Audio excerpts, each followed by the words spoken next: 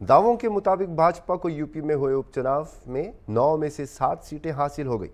इसकी सबसे बड़ी वजह राजनीतिक समीक्षक यह मानते हैं कि भाजपा ने विकास और कानून व्यवस्था के मुद्दे पर जो काम किया है उसी की वजह है कि अंबेडकर नगर की कठेरी सीट भी भारतीय जनता पार्टी 1991 के बाद जीत पाई है। उपचुनाव में भाजपा को किन मुद्दों ने और क्यों जीत दिलाई है, इस टॉपिक पर हॉर्नबिल टीवी ने यूपी के राजनीतिक समीक्षक कुंवर अमरेंद्र प्रताप सिंह से खास बातचीत की। कटोगे तो बटोगे, एक रहोगे तो सेफ रहोगे, ये नारा उत्तर प्रदेश में चला है। और किस कदर चला है उत्तर प्रदेश में, ये जो बाई इलेक्शन का रिजल्ट था वो साफ दिख रहा है कि अब भारतीय जनता पार्टी को 9 में 7 सीटों पर जीत हो गई है। और ये जीत कैसे हुई है, हम इस मुद्दे पर बात करेंगे। राजनीतिक समीक्षक हैं कुंवर अमरेंद्र प्रताप सिंह जी, और साथ ही आप समाजसेवी भी, उनसे बात करेंगे क्योंकि इससे पहले भी उन्होंने बात में कहा था कि जो 9 सीटें हैं, 9 में 7 भारतीय जनता पार्टी के खाते में जाएगी। आखिर जो वही हुआ, जब रिजल्ट आया तो 7 सीटें भारतीय जनता पार्टी खाते में गई हैं और 2 समाजवादी पार्टी के खाते में गई हैं। सर, जिस तरह से जो बाई इलेक्शन का रिजल्ट आया है, कितना जनादेश को आप किस वे में देखते हैं? पहला तो सवाल ये है। जैसे मैंने पहले भी आपके ही चैनल पे मैंने बोला था, पहले भी मैंने कहा था कि चूंकि मैं जनता के बीच में गया था, मैं जो उपचुनाव की 7 सीटों थी, 7 सीटों पे मैंने जो है समीक्षा करी थी, लोगों से मिला था, जनता के बीच में रहा था। आपके चैनल पे ही चाहे आप चेक करा लीजिएगा, इसके पहले आपने जब हमसे इंटरव्यू मेरा लिया था उस समय मैंने कहा था कि 9 में से 7 सीटें जो है सत्ता पक्ष यानी बीजेपी के पास रहेंगी, 2 विपक्ष के पास जाएंगी। और आज जब रिजल्ट आया है तो आपने देखा कि सेम रिजल्ट वही है जो मैंने आपसे विश्लेषण करके पहले भी चर्चा में कहा था। तो चूंकि जो अभी आप, जैसे मैंने कटेरी का एग्जाम्पल दिया था, और अभी आप देखिए कुंदरकी में आप देखेंगे तो 60% से ज़्यादा मुस्लिम वोट है। अभी आपने थोड़ा देर पहले कहा था कटेंगे तो बटेंगे, और जो है एक हैं तो सेफ हैं, ये नारा है। तो देखिए ना, वहां की जनता क्या है, जहां मोहम्मडन की संख्या 60% से ज्यादा है, वहां भी रामवीर जैसा प्रत्याशी जीत के आ रहा है, बीजेपी का प्रत्याशी जीत रहा है। जनता का मन अब पूरी तरीके से बदल चुका है। जनता अपना काम चाहती है, विकास चाहती है और अपना काम करवाना चाहती है। मैंने आपसे पहले भी कहा था कि विधायक ऐसा होता है जो कि व्यक्तिगत जनता से जुड़ा होता है। विधायक से जनता अपना व्यक्तिगत काम लेके भी जाती है, और अगर आपका विधायक जनता काम लेके जाए और विधायक ये कहे कि मेरी सरकार नहीं है, मैं नहीं कर सकता हूं, तो जनता का मूड था इस बार, जनता ने सोच रखा था कि हम क्यों ना सत्ता के पास जाएं जिसके साथ मैं अपना विकास और व्यक्तिगत काम और जो हमारे सुख और दुख के काम है वो मैं करवा सकूं।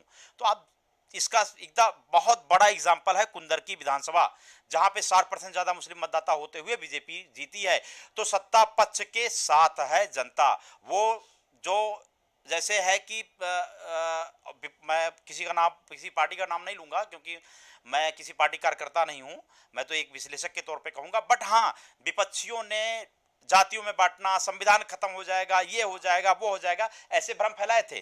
बट उन चीजों का जब जनता देख रही है ना कि काम कौन कर पा रहा है, कौन कर रहा है और हमारी कौन सुनेगा, जो सुनेगा हमारा विधायक, और विधायक हमसे कह रहा है कि नहीं हमारी सरकार नहीं है, मैं नहीं कर पाऊंगा, तो जनता उनके साथ नहीं, जनता इस बार थी कि हमारा काम जहां पे होगा जो, तो इसलिए जनता सत्ता पक्ष के साथ पूरी तरीके से थी और उसका रिजल्ट आप देख रहे हो, 7-9 का रिजल्ट है। अच्छा, जो इंडिया ब्लॉक यानी समाजवादी पार्टी कांग्रेस का जो कहते थे कि संविधान को लेकर, संविधान बचाने को लेकर 2024 का जो चुनाव लड़ा था यूपी में, इंडिया ब्लॉक को अच्छी खासी सीटें मिली थी, तो क्या उनका वो नारा जो संविधान को लेकर था वो काम नहीं आया? पब्लिक पीडीए का जो नारा दे रहे थे अखिलेश यादव, वो काम नहीं आया, या जो भ्रम था वाकई में जो आप कह रहे हैं वो भ्रम अब चला नहीं, वो जादू चला नहीं पीडीए का संविधान को लेकर? बिल्कुल, वो जैसे एक होता है कि एक 400 का नारा जो बीजेपी ने दिया था, और उसी को बेस बनाते हुए विपक्ष ने, इंडिया गठबंधन ने एक तरीके से माहौल बना दिया कि अगर 400 पार ये जाते हैं, केवल 400 पार इसलिए जाना चाह रहे हैं कि इनको संविधान खत्म करना है, संविधान में बहुत ज़्यादा बदलाव करना है, इसके लिए 400 पार बीजेपी चाहती है। बहुमत नहीं चाहिए इसको, 400 पार चाहिए। उस बीजेपी के 400 पार के नारे को जोड़ते हुए इन्होंने एक माहौल बना दिया था 400 पार इसलिए कि हमारा संविधान खत्म करना है, संविधान में बदलाव करना है।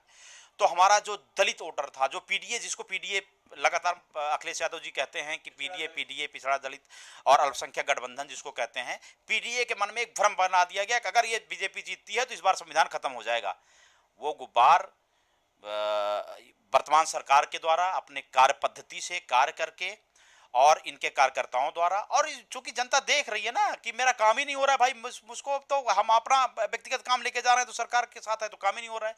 और ये इन लोगों ने तोड़ा कि संविधान बाबा भीमराव अंबेडकर जी के द्वारा बनाया गया संविधान बदलने की इस समय चेंजेस होते रहते हैं, बट कोई बड़ा बदलाव ये संभव नहीं है। ये जनता के मन से पूरी तरीके से निकाला गया और निकल गया है। देखिए, एक बहुत अच्छी बात आपने बताई। एक आखिरी सवाल मेरा ये है, आपने कहा कि विकास जनता चाहती है, तो क्या माना जाए जो बाई इलेक्शन का जो रिजल्ट आया है और भारतीय जनता पार्टी कहती रही समाज का जो अंतिम पायदान का व्यक्ति है, सरकारी योजनाओं का, खासतौर से यूपी में डबल इंजन की सरकार का समाज के अंतिम पायदान के व्यक्ति को लाभ मिला है, तो क्या लगता है ये वाकई में सही है? और दूसरा ये जो बाई इलेक्शन का जो रिजल्ट आया तो 2027 का क्या ये माना जाए, सेमीफाइनल माना जाए 2027 को लेकर आप क्या कहेंगे?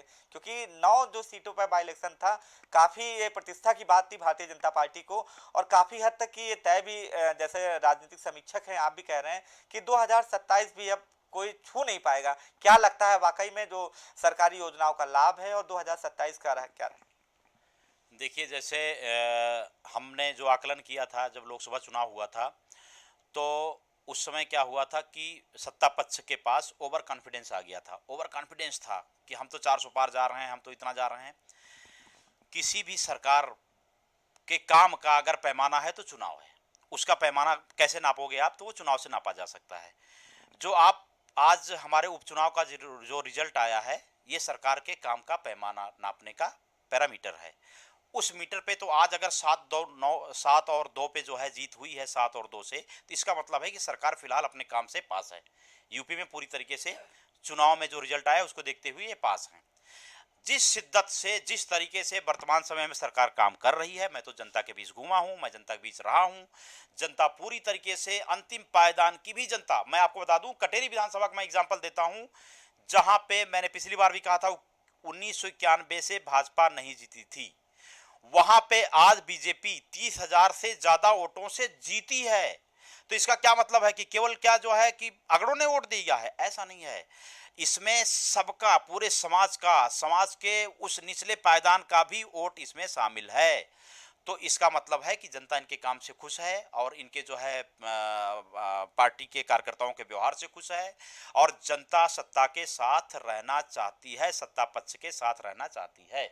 इसलिए सत्ता पक्ष को 7 और 2 से जिताया है इन्होंने। 7 सत्ता पक्ष, 2 विपक्ष को मिला हुआ है। तो ये पैमाने पे पूरी तरीके से खरी उतरी है बात। इनका जिस तरीके से लोकसभा में ओवर कॉन्फिडेंस में ये लोग थे, वो ओवर कॉन्फिडेंस नहीं आना चाहिए। हमारी सरकार कभी कुंद नहीं होनी चाहिए। हमारे निचले पायदान तक, हमारे लाभ की जो योजनाएं हैं वो निचले पायदान तक जानी चाहिए, जो भी जा रही है, जो हमने देखा है, जो जनता के बीच जा रही है, वास्तव में जा रही है। निचले पायदान तक चीजें मिल रही हैं और निचले पायदान तक जनता इसलिए खुश है। एक जाति, एक कौम, एक चीज को लेके कोई चुनाव नहीं जीत सकता है। जिस तरीके से इनके रिजल्ट आए हैं उस तरीके से, मैंने आपको एग्जांपल दिया इसके पहले, कुंदर की जैसी विधानसभा में अगर वोट मिला है तो वो विकास और काम के नाम पे वोट मिला है। वहां पे अगर देखा जाता कटोगे, बटोगे, एक रहोगे, सेफ रहोगे, ऐसे नारों का अगर योगदान होता, शायद बीजेपी का जमानत जब्त हो जाता।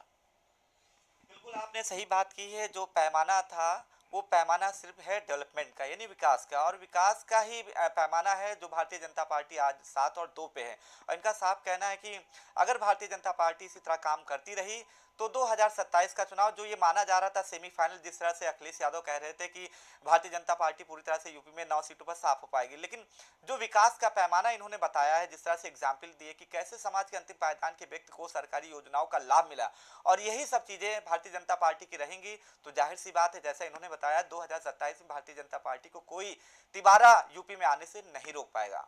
वीडियो जर्नलिस्ट विजय के साथ अनूप चौधरी, हार्नबिल टीवी, लखनऊ।